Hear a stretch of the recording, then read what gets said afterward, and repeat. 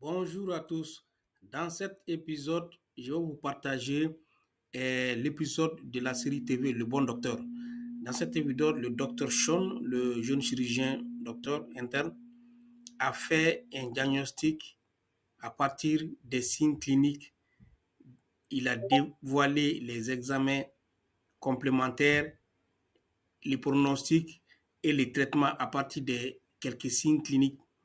Donc, qu'il a récolté auprès du patient. Ils ont vu un patient qui avait le teint ictérique, qui avait des hoquets et qui avait aussi des régurgitations avec son collègue. Donc, à partir de ces éléments-là, cliniquement, à l'interrogatoire et à l'observation clinique, il n'a pas fait l'examen physique, mais il a déduit que cela peut être le signe d'un cancer du pancréas. Donc, à partir de là, ils ont donné les examens complémentaires à faire. Ils ont parlé de l'hypasémie, qu'on voit dans les cas de cancer du pancréas, qu'on demande dans les cancers du pancréas. Ils ont demandé aussi les scanners abdominopelviens pour voir, confirmer le diagnostic, des ionogrammes pour voir les effets sur les autres systèmes. Et puis, ils ont demandé d'autres examens, les NFS et les EVS, d'autres examens complémentaires. Donc, ça, c'est un cas de médecine à étudier, vraiment très intéressant. Donc, à partir de quelques éléments qu'on voit sur le patient, les tests ictériques, les hoquets, les régulations, donc, il a demandé des examens qui ont été confirmés. Finalement, les patients devaient être opérés. Donc, il discutait du cas d'opération par rapport à la chance de survie du patient. Donc, sans plus tarder, je vais mettre la vidéo pour que vous et moi, on va regarder ça ensemble.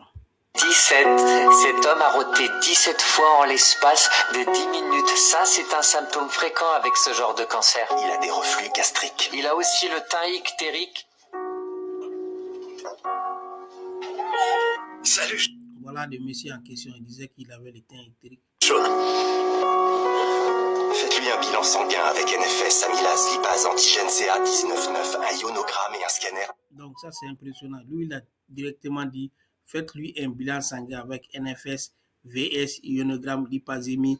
Et puis, il a dit tous les examens complémentaires à faire avec ces quelques éléments d'examen physique.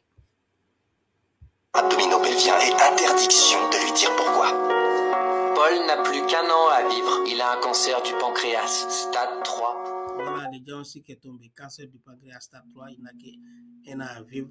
Et voilà, ils ont déjà donné les pronostics et les diagnostics à cet effet. Une opération de Whipple serait efficace. Donc, comme lui, il voit plus loin, c'est un notice.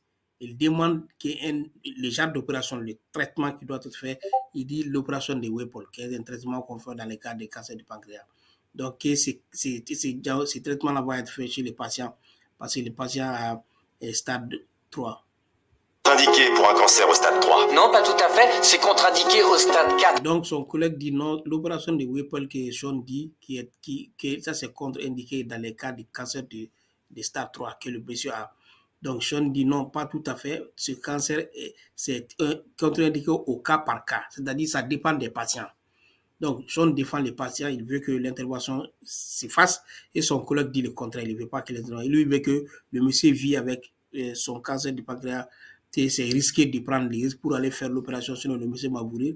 Sean va dire que quand on fait ce genre d'intervention, alors le monsieur va vivre pendant le reste de sa vie, voir sa famille, tout ça. Pour les stades 3, c'est du cas par cas. Eh bien, dans ce cas-là, qu'il profite des 12 mois qui lui restent à vivre au lieu de risquer de mourir demain sur la table d'opération. S'il survit, il aura de nombreuses années devant lui. Ce n'est pas à nous de décider. Je vais parler à Paul. Donc, leur collègue va intervenir le demain l'arbitre, que c'est pas, parce que ce genre de cas, c'est pas aux médecins. Les médecins peuvent discuter entre eux, mais les derniers mots reviennent aux patients.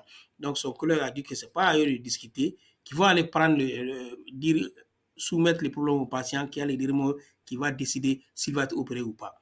Voilà, c'est ces petits cas rapides que je voudrais vous montrer, que je trouve fort intéressant. Je vais commencer à faire des vidéos explicatives comme ça. Merci beaucoup.